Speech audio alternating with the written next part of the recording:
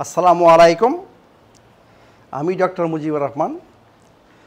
আজকে আমি দেখাচ্ছি যে ডাল কিভাবে আপনারা পাক করবেন। কারণ আমরা বাঙালি ছোটোবেলায় থেকেই আমরা ডাল ভাত খেয়ে বড় হয়েছি। তো ডালটা আমি মনে করি আমাদের জন্য একটা মেইন খাবার। শুধু ডালটা মেইন খাবার বললে হবে না। ডালটা কী জিনিস? ডালটাকে বলা হয় মাংসের একটা রিপ্লেসমেন্ট। আপনি মাংস খাচ্ছেন কিছুর জন্য, প্রোটিনের জন্য। ডালের মধ্যেও একই রকম প্রোটিন রয়ে গেছে। এটাকে বলা হয় মাংসের পরিবর্তে আপনার ডাল খেতে পারেন।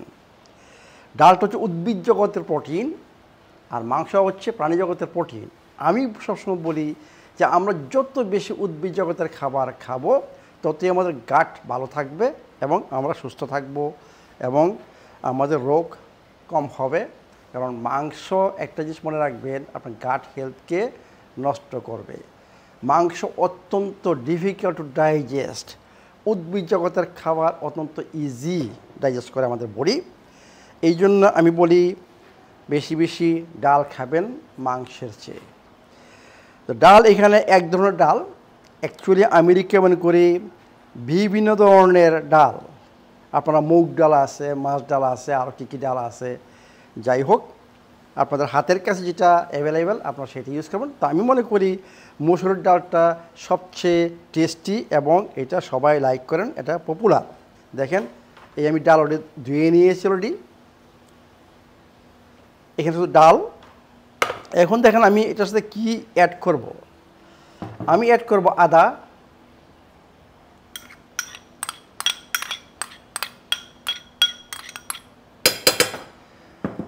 আমি অ্যাড করব পেঁয়াজ,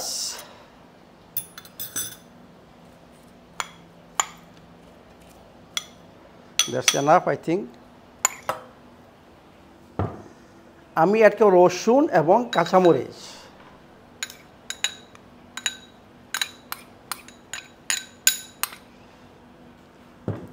এরপরে আমি অ্যাড করব টমেটো।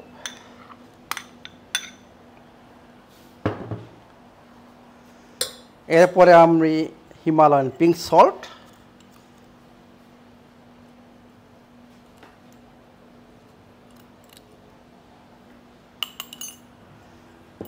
এরপরে আমি একটু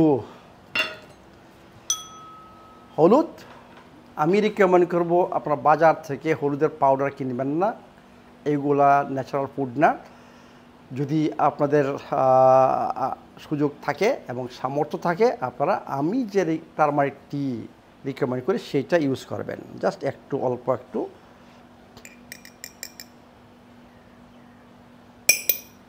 কারণ হচ্ছে টারমারিক টি, টারমারিক পাউডার এবং কোকোনাট অয়েল আমি এখানে ইউজ করব। এইটা সিনার্জেটিক, অ্যান্টি ইনফ্লেমেটরি। এখন যেহেতু আমি টারমারিক টি ইউজ করলাম, আমি একটু ব্ল্যাক পেপারও ইউজ করব।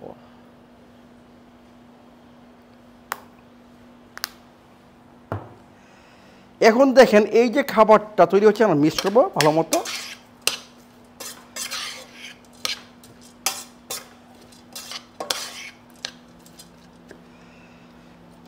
দেখেন ডালটা হচ্ছে অ্যাসিডিক ফুড, আর বাকি যা সব আমি মিক্সড করেছি এইগুলা হচ্ছে অ্যালকালাইন ফুড।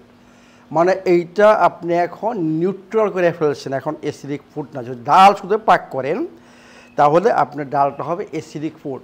আমি বলি যে আমরা যতটুকু বাইরে থেকে চেষ্টা করব নিউট্রালাইজ করার জন্য, তখন আমার বডি অত্যন্ত কমফোর্টেবল মানে ফিল করে সেই খাবারটাকে মানে ডাইজেস্ট করতে এবং অ্যাবজর্ব করতে। আমি যদি প্রচুর পরিমাণে অ্যাসিডিক লোড দিই, আমার বডি সেই লোডটা অ্যাবজর্ব করতে পারে না। এই জন্য আপনাদের ইনডাইজেশন বা ডাইজেস্টিভ যে কোনো অনেক প্রবলেম হতে পারে, ডাইজেশনের প্রবলেম।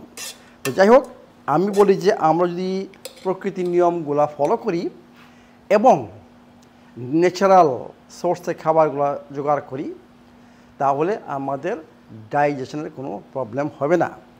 এরপরে দেখেন আমি কি অ্যাড করব। আমি অ্যাড করব কোকোনাট অয়েল। এইখানে আমরা দুইজন খাবো, আমি আর রাসেল, তো আমি 2 চামচ কোকোনাট অয়েল ইউজ করতেছি।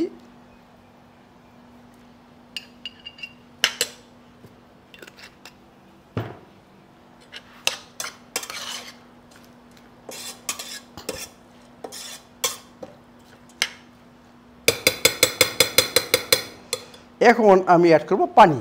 আমি কিন্তু এখনও মানে হিটিং প্রসেস কিন্তু আরম্ভ করিনি, এখনও পানির উপর ডিপেন্ড করবে। যদি আপনি ঘন ডাল মানে লাইক করেন, আপনি পানি কম দিবেন। যদি পাতলা ডাল লাইক করেন, আপনি পানি বেশি দিবেন। It depends on you. কিন্তু আমি যদি সি হুইট অ্যাড করতে চাই, তাহলে আমাকে পাতলা ডাল পাক করতে হবে, মানে পানি বেশি দিতে হবে। এখন এটা আপনার উপর ডিপেন্ড করবে, আপনি কি চাচ্ছেন। আমি লাইক করি শুধু ডাল যদি খাই, তাহলে একটু ঘন ডাল লাইক করি, তাহলে আমি একটু ঘন ডাল করব, পানি কম দিছি। এখন আমি হিটিংয়ে চলে যাব। হিটিং আমাদের জানেন ইন্ডাকশান কুকার, এবং এটা হচ্ছে স্টেইনলেস স্টিল। কারণ ইন্ডাকশান কুকার যখন ইউজ করবেন, তখন আপনাকে পটগুলোও দেখে নিতে হবে যে ইন্ডাকশান কুকারের জন্য কিনা। সব পট কিন্তু ইন্ডাকশান কুকারে ইউজ করা যাবে না। তাহলে আমি স্টার্ট দিলাম। এখন 200 ডিগ্রি সেন্টিগ্রেড দেখেন, আমি এটাকে কমায় নিয়ে আসবো। আমি কি করব, প্রথম 100 ডিগ্রি সেন্টিগ্রেড রাখবো, পানিটা গরম হোক একটু, এরপর আমি 80 ডিগ্রিতে চলে আসব। ঢেকে দিলাম। আপনার কিন্তু এটা সম্পূর্ণ অলরেডি রেডি। মানে আপনার পরে দেখবেন যে ডালটা কীরকম, মানে আপনি নিজেরা বুঝতে পারবেন কখন এটা রেডি হবে। কিন্তু পানিটা যখন গরম হবে, ফুটবে, আপনি 80 ডিগ্রি সেন্টিগ্রেডে নিয়ে আসবেন, মানে এটা 80 ডিগ্রি সেন্টিগ্রেডে পাক হবে। পাক শেষ হওয়ার পথে, যখন শেষ হয়ে যাবে, তখন আমি আবার অ্যাড করব 2 বড় চামচ অলিভ অয়েল। এটা হলো মনো আনস্যাচুরেটেড ফ্যাট, এটা হলো স্যাচুরেটেড ফ্যাট। আমি দুইটা মানে প্রকৃতির যে দুইটা সুস্থকর ফ্যাট আমি বলি, অলিভ অয়েল এবং কোকোনাট অয়েল, এই দুইটা একসাথে আমি শুনছি। দুই ধরনের কাজ। এই জন্য আমি চাই একটা খাবারের মধ্যে যত বেশি আমি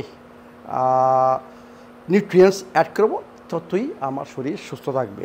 তাহলে আমি এটা খাবারের সময়, মানে পাক করার সময় কিন্তু আমি অ্যাড করতেছি না। আমি অ্যাড করবো এটা পাক হওয়ার পরে, শেষ হওয়ার পথে হিট স্টপ, এবং এটা আমি 2 চামচ অ্যাড করে 10 মিনিট বন্ধ করে রাখবো। এরপরে আপনার খাবার ডাল অলরেডি রেডি হয়ে গেল। তাহলে দেখেন ইজি ওয়ে, অ্যাকচুয়ালি পাক শাক কিন্তু আমাদের অত্যন্ত ইজি ওয়ে। আরেকটা জিনিস মনে রাখবেন, আমি রেকমেন্ড করবো আপনার ফ্রেশ খাবার খাবেন। মানে পাক করার 1-2 ঘন্টার মধ্যে খেয়ে ফেলা ভালো।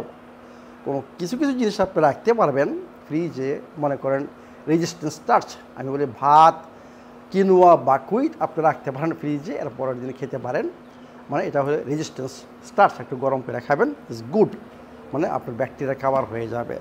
তাহলে আমাদের এটা পাক হচ্ছে। এখন দেখুন আমাদের ডাল অলরেডি রেডি হয়ে গেছে। দেখেন আমি কি কত সুন্দর ডালটা দেখেন। এখন আমি বলবো যে আগে বলেছিলাম যে অলিভ অয়েল অ্যাড করব, আমি হিট অলরেডি স্টপ। এখন আমি 2 বড় চামচ অলিভ অয়েল অ্যাড করবো, যাতে আমরা 2 জন খাচ্ছি।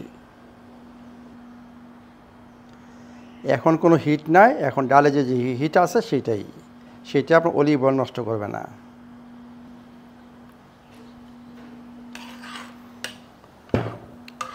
এই আমাদের ডাল শেষ, এখন রেডি খাবারের জন্য। এটাকে অ্যাকচুয়ালি হার্ট হেলথি খাবার বলা যাবে, অ্যান্টি ইনফ্লেমেটরি স্যুপ বলা হবে। কারণ এটার মধ্যে রয়ে গেছে ব্ল্যাক পেপার, রয়ে গেছে টারমারিক পাউডার, কোকোনাট অয়েল এবং অলিভ অয়েল, মানে এগুলো সব হচ্ছে অ্যান্টি ইনফ্লেমেটরি। এখানে এটাকে বলা হবে হার্ট হেলথি খাবার অ্যাকচুয়ালি। তো ঠিক আছে, রেডি। এখন একটু ট্রাই করে দেখি। খুব ভালো টেস্ট, ফ্যান্টাস্টিক।